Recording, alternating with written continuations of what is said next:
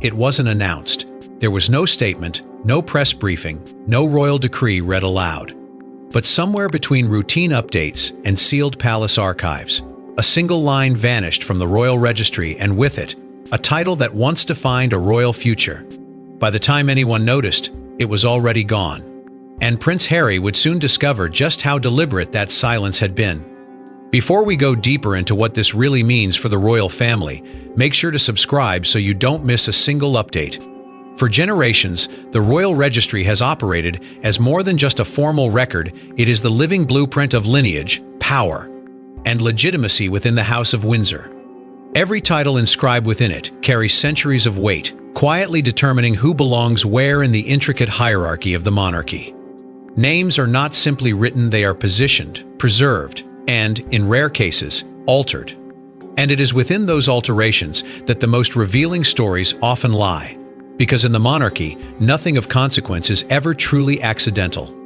When Archie was born, his place in that system was already complicated. As the son of Prince Harry, he existed at the intersection of tradition and modern disruption. There were expectations, unspoken but widely understood, that his status would evolve with time, especially as the royal structure shifted under King Charles III. His name carried not just familial significance, but institutional meaning. It represented continuity, a bridge between generations, and, to some, a question mark hanging over the monarchy's future identity. At first, nothing seemed unusual. The registry had been updated countless times before routine adjustments reflecting marriages, births, and transitions. But this time, the change was different. It didn't announce itself. It didn't ripple outward with the usual quiet acknowledgement among royal correspondents. Instead, it slipped through unnoticed, buried within the formal language of official records. A line that had once confirmed a status was no longer there. No explanation, no footnote, just absence. It was the kind of detail most people would never see. But royal watchers are not most people. Archivists, historians, and longtime observers of the crown's inner workings began to notice something subtle but unsettling. A discrepancy. A deviation from what had previously been documented. At first, it was dismissed as a technical oversight, perhaps a clerical error in an otherwise vast and complex system. After all, even the most meticulous institutions are not immune to minor mistakes. But the more closely they looked, the harder it became to ignore. Because this wasn't just a formatting issue or a delayed update. The wording had changed in a way that suggested intention. And intention, within the monarchy, is everything. Insiders began to exchange quiet messages, their curiosity edged with unease. Had something been revised? If so, why had there been no acknowledgement? And perhaps most importantly, who had the authority to make such a change without drawing attention to it? The silence from official channels only deepened the mystery. Palace aides, typically skilled at offering carefully measured responses, seemed unusually restrained. There were no clarifications, no subtle corrections issued through trusted media outlets. Instead, there was a kind of stillness, a deliberate absence of commentary that, in itself, felt like a statement. Because in an institution where every word is weighed and every update is considered, silence can often speak louder than any announcement. As whispers began to circulate more widely, the narrative shifted. What had started as a minor curiosity was now being treated as something far more significant. The registry, once seen as an unshakable record of royal continuity, was suddenly the center of quiet speculation. And with that speculation came a growing realization. This change was not an oversight. It was a decision, a calculated, deliberate adjustment made behind closed doors, far from public scrutiny. And the deeper observers dug, the clearer it became that this moment was not isolated. It was connected subtly but unmistakably to a series of choices, tensions, and shifts that had been building for years. Because within the monarchy, even the smallest alteration can signal a much larger transformation. And this one, hidden in plain sight, was beginning to reveal just how fragile the balance between tradition and change had become. But what initially looked like a minor administrative adjustment soon revealed a deeper fracture, one that traced back to decisions made years earlier. From the moment he was born, Archie's place in the royal family was anything but simple. Unlike previous heirs, his title wasn't immediately granted, it was debated, delayed, and ultimately shaped by forces far beyond a newborn's control. And now, those same forces appeared to be rewriting his story once again. In 2019, when Archie entered the world as the son of Prince Harry and Meghan Markle, the expectations surrounding him were anything but ordinary. On paper, he was a great-grandchild of the reigning monarch, Queen Elizabeth II, and under long-standing royal conventions, that distinction carried specific implications. Yet almost immediately, something felt different. There was no automatic styling, no immediate confirmation of a princely title, no seamless continuation of tradition. Instead, there was hesitation, subtle but unmistakable. At the heart of that hesitation was a centuries-old framework governing royal titles, a system rooted in letters patent issued in 1917, which defined who could be called prince or princess. Under those rules, Archie did not automatically qualify at birth. He was entitled instead to a lesser title, one that reflected his position as a great-grandchild rather than a grandchild of the monarch. It was a technical distinction, but in the monarchy, technicalities carry enormous weight. They define status, shape perception, and quietly determine the boundaries of belonging.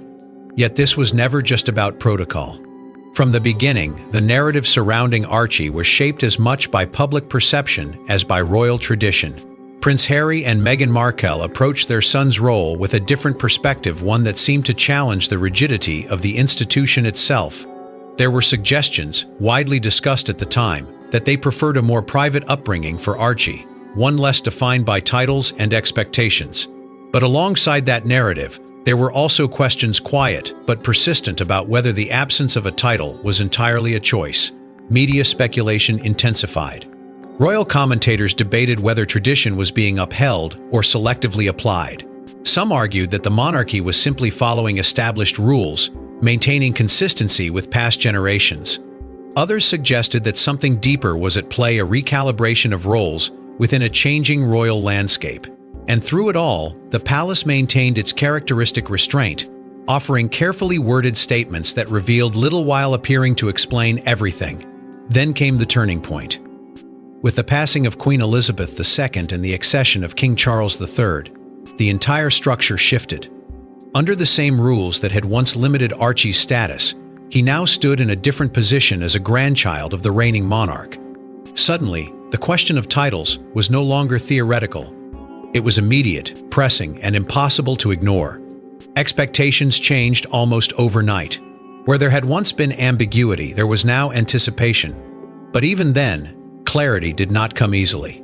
The transition period was marked by uncertainty, with updates emerging slowly, almost cautiously.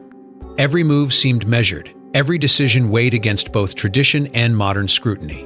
And beneath it all, there remained an undercurrent of tension, a sense that Archie's place within the monarchy was still being negotiated, still being defined, still subject to forces beyond public view. Because in the royal family, titles are never just given. They are considered, debated, and, at times, withheld. They reflect not only lineage, but also alignment, expectation, and the delicate balance between duty and individuality. Archie's story, from the very beginning, embodied that tension. It was a story shaped by history, influenced by change, and marked by decisions that were as much about the future as they were about the past. And now, as questions began to surface once again, it became clear that this story was far from over. Because what had once been delayed could just as easily be undone. What had been debated could be revisited.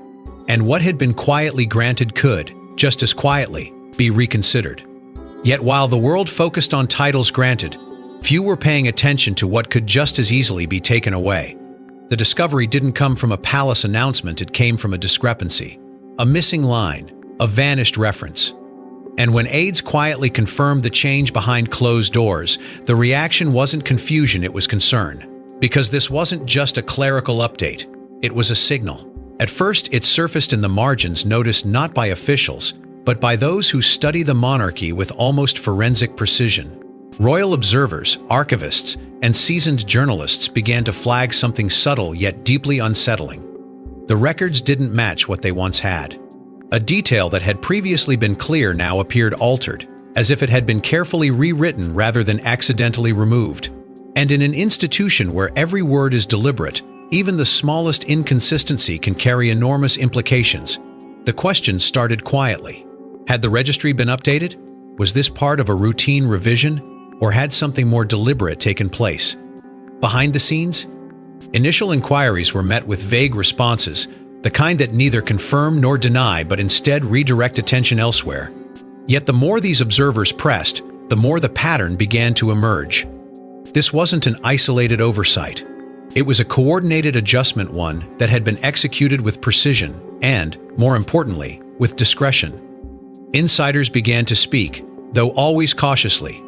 There were murmurs that the registry had indeed been updated, a word that seemed almost too neutral for what was unfolding. Updated suggested maintenance, routine care, something expected. But this felt different. This felt intentional. And as those familiar with the internal workings of the palace began to compare notes, a sense of unease took hold.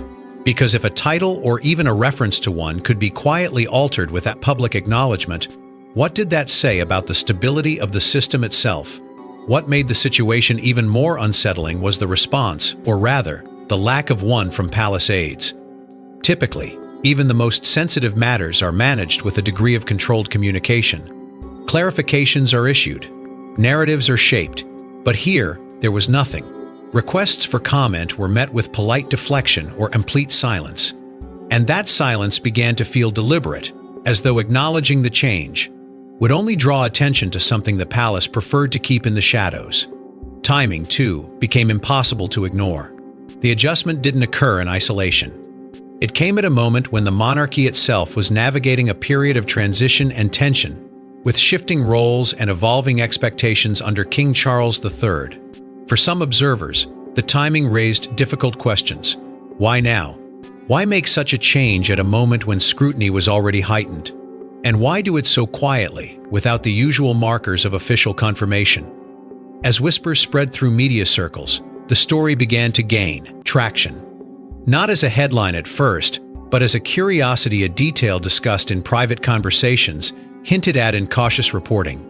Journalists who had long covered the royal family started to dig deeper, comparing past records with present ones, tracing the evolution of language, searching for any indication of when and why the shift had occurred. And with each new discovery, the sense of urgency grew. Because this wasn't just about a missing line in a document. It was about what that line represented. It was about identity, legitimacy, and the quiet mechanisms through which the monarchy defines itself. And if those mechanisms could be adjusted without explanation, then the implications stretched far beyond a single name or title. They pointed to a system capable of rewriting its own narrative in real time, without ever publicly acknowledging the change. And as that realization began to settle in, the questions became sharper, more focused, more difficult to ignore. This was no longer about whether the registry had been altered.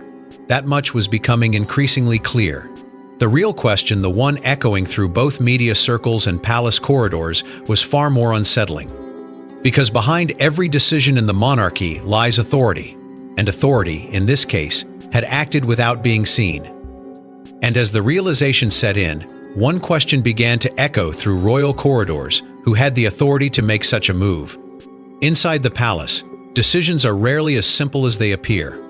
Titles are not just names, they are symbols of power, hierarchy, and legacy. And when one disappears, it's never accidental. Somewhere behind closed doors, a decision had been made, and it carried consequences far beyond a single child. To understand the weight of that decision, one has to look beyond the surface and into the machinery that governs the monarchy itself. Royal titles are not handed out casually, nor are they removed without consequence. They are controlled through instruments like letters, patent formal decrees that define who holds status, who belongs within the inner structure, and who remains on its edges. These are not merely ceremonial documents, they are the legal backbone of royal identity. And crucially, they operate under the authority of the reigning monarch. In this case, that authority rests with King Charles III. But authority in the monarchy is rarely exercised in isolation. While the king holds the power to approve or influence such decisions, the process itself is often shaped by a network of senior royals, constitutional advisors, and long-standing institutional traditions. It is a system built on consultation, where every move is measured against precedent, perception, and long-term impact. And that is what makes this moment so striking. Because for something as significant as a title, something tied directly to lineage and legacy to be quietly altered, it suggests not just authority, but consensus, or perhaps a carefully managed compromise. There are those who believe this decision reflects deeper tensions within the royal structure. The monarchy today exists in a delicate balance between preserving centuries-old traditions and adapting to a rapidly changing world. On one side stands the weight of history, with its rigid hierarchies and clearly defined roles. On the other, a modern reality shaped by public scrutiny, evolving expectations, and shifting family dynamics. And somewhere between those forces lies the question of where individuals like Archie truly fit. Speculation about internal disagreements has only added to the sense of unease. While no official confirmation has ever surfaced, insiders have long suggested that conversations around titles, roles, and recognition have been far from straightforward. Different visions for the future of the monarchy, some rooted firmly in tradition, others pushing toward a more streamlined, modern institution, have quietly competed behind palace walls. And when such visions collide, decisions like this one can become the outcome of negotiation rather than clarity. What makes this situation even more complex is its potential impact on the broader royal hierarchy. Titles are not isolated markers, they are interconnected, forming a structured system that defines succession, influence, and visibility. Altering one element, even subtly, can create ripple effects that extend far beyond the immediate context. It can shift perceptions, redefine expectations, and in some cases, redraw the boundaries of inclusion itself. And that is why this moment feels so significant. Because it suggests not just a change in record, but a recalibration of position. At the center of it all is a question that continues to linger: was this decision purely procedural, or was it strategic? Was it an effort to maintain consistency within the rules, or a reflection of deeper considerations about the monarchy's future direction? The absence of clear answers only intensifies the intrigue. Because in a system where every action is typically accompanied by careful explanation, the lack of one becomes impossible to ignore. And yet, while the palace maintained its silence, the implications of that decision were already beginning to unfold. What had been adjusted in private was about to resonate in a far more personal and public way. Because titles are not just institutional markers, they are deeply tied to identity, belonging, and recognition. And when one is altered, the effect is never purely administrative. But while the palace deliberated in silence, the personal impact of that decision was about to become impossible to ignore. For Prince Harry, the revelation wasn't just surprising, it was deeply personal. What had been quietly altered in official records struck at the heart of identity, legacy, and family. And those close to him say the reaction was immediate and intense. When Prince Harry became aware of the change, it wasn't through a formal briefing or a carefully worded explanation. Instead, like so many others, the realization came through indirect channels: whispers, reports, and eventually confirmation that something fundamental had shifted. And for him, this was never just about a line in a registry. It was about his son, about what that line represented, about what it meant to belong to a system that now seemed capable of quietly redefining that belonging without notice. Because for Harry, legacy has always carried a complicated weight.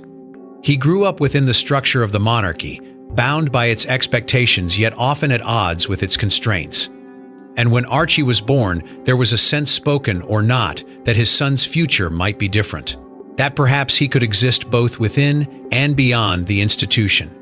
But a title, even one debated or delayed, still carried meaning. It connected Archie to a lineage, to a history that stretched back generations. And now, that connection appeared to have been altered, not publicly, not transparently, but silently. Those familiar with the situation suggest that the emotional impact was immediate. This wasn't just frustration, it was something deeper. A sense of being excluded from a decision that directly affected his own child. A feeling that the rules, already complex, had shifted once again without his involvement. And perhaps most significantly, a realization that communication, the fragile bridge between him and the royal institution, had once again broken down. Because if such a change could occur without direct discussion, What did that say about his place within that system? For Meghan Markle, the implications were equally profound. She had long been positioned at the center of debates about tradition, modernity, and the evolving identity of the monarchy. And now, this development seemed to reinforce many of the tensions that had defined her experience within the institution. Questions began to surface quietly at first, then more openly about whether this was simply a procedural adjustment or part of a broader pattern. A pattern in which decisions were made without consultation, communicated without clarity, and justified only after the fact. As word of the change began to circulate more widely, the media response intensified. What had started as a subtle discrepancy quickly transformed into a full-scale narrative. Headlines questioned the reasoning, commentators debated the implications, and analysts attempted to piece together a timeline that still felt incomplete. The story was no longer confined to royal watchers, it had entered the public conversation, where every detail was scrutinized and every silence interpreted. At the center of that conversation was a growing question about communication, or more precisely, the absence of it. Why had this not been addressed directly? Why had there been no clear statement, no acknowledgement, no effort to explain the reasoning behind such a significant shift? In an institution known for its careful messaging, the lack of one felt deliberate. And for Harry, it likely reinforced a perception that had been building for years, that decisions affecting him and his family were increasingly being made at a distance, without his voice, without his input. This moment then became more than just a reaction to a change. It became a reflection of a deeper divide. A divide between an individual seeking clarity and an institution that operates through tradition and discretion. A divide between personal identity and institutional control. And as that divide widened, the emotional stakes only grew higher. Because at its core, this was not just about protocol.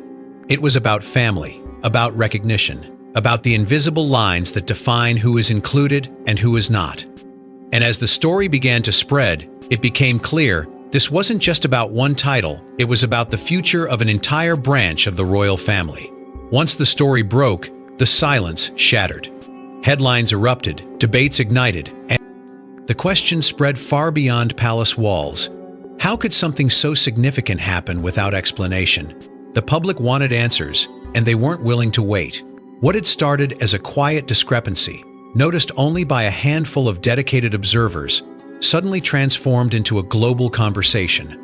Major media outlets began to pick up the story, each adding new layers of interpretation, speculation, and urgency. The narrative moved quickly, almost uncontrollably, as journalists revisited timelines, compared official records, and questioned how such a change could occur without even the faintest acknowledgement from the palace.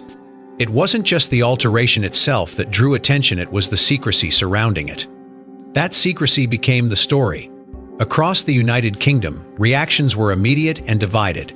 For some, this was yet another example of the monarchy's ability to operate behind closed doors, guided by rules that are rarely fully explained to the public.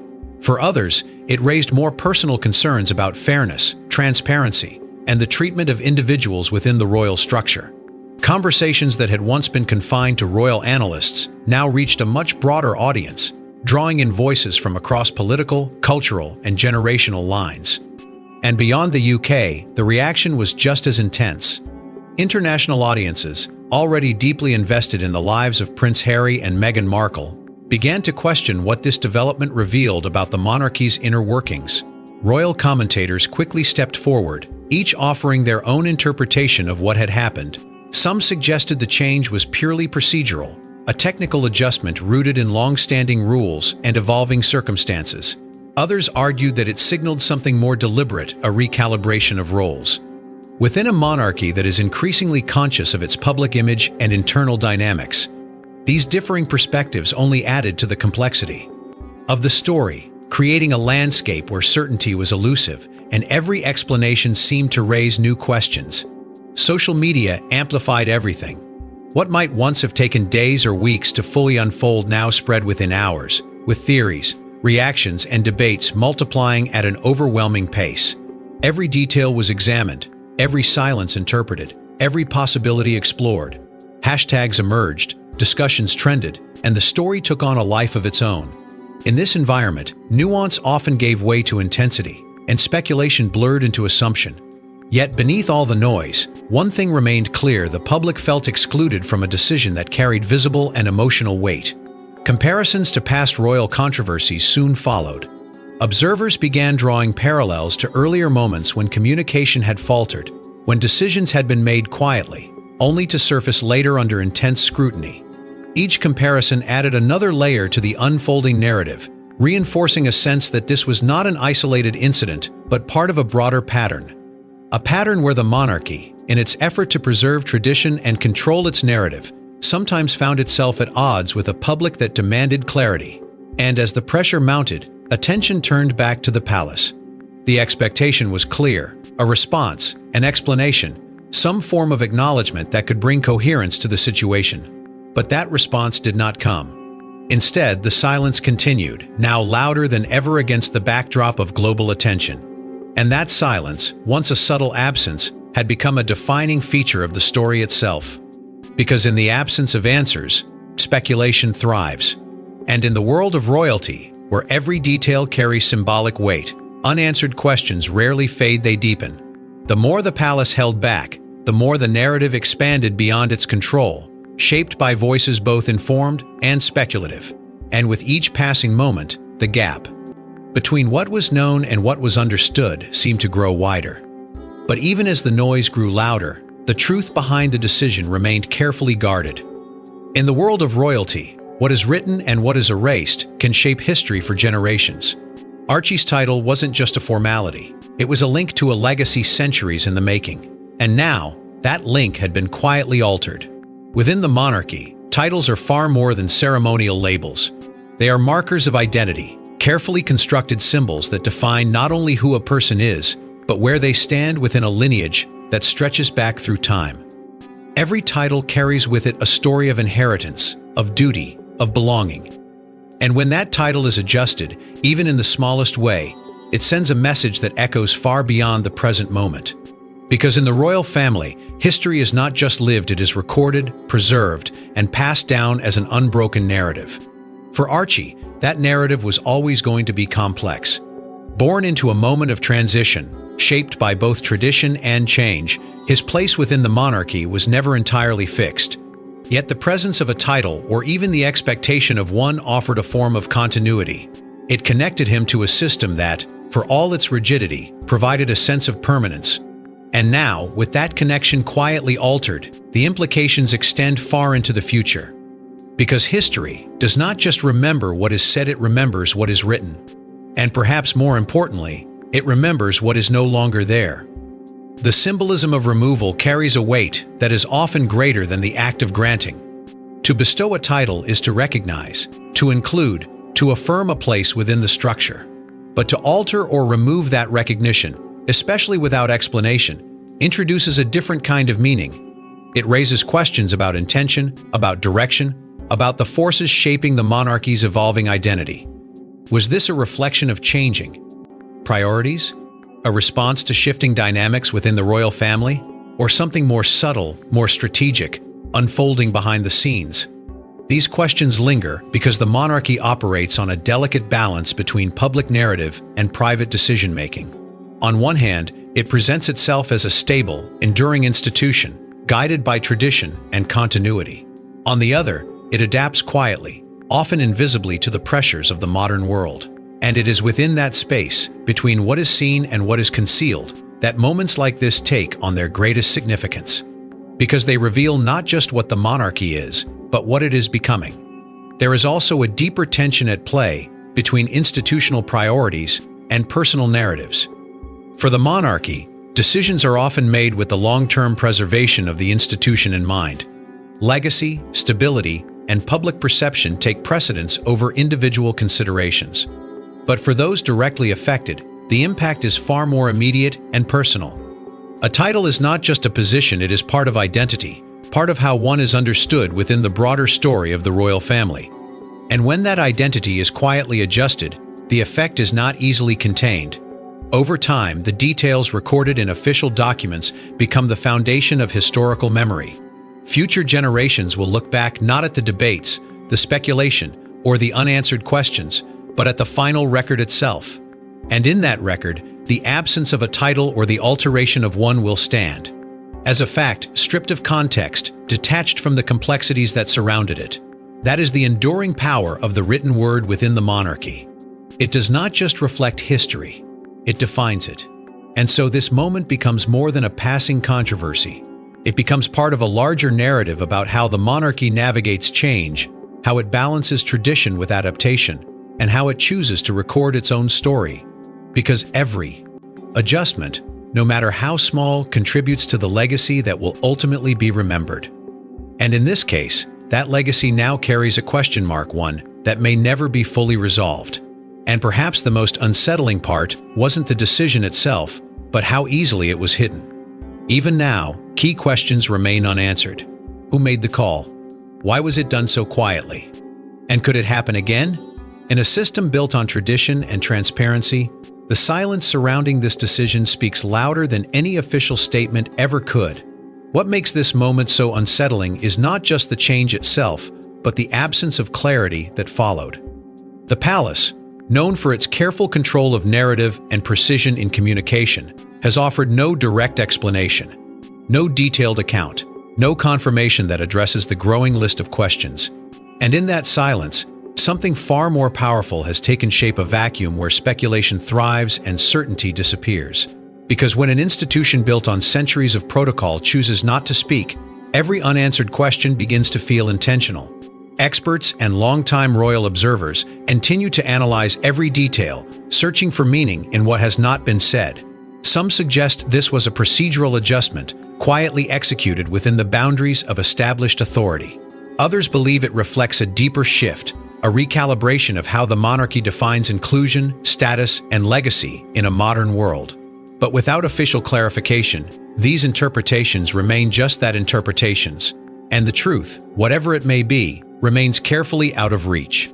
Among insiders, the uncertainty carries a different weight.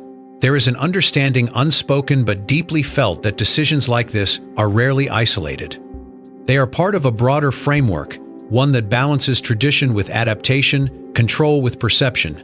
And if one title can be adjusted without acknowledgement, it raises a more unsettling possibility. Could others follow? Could the structure itself be quietly reshaped over time, not through public declarations, but through subtle, almost invisible changes that only a few ever notice?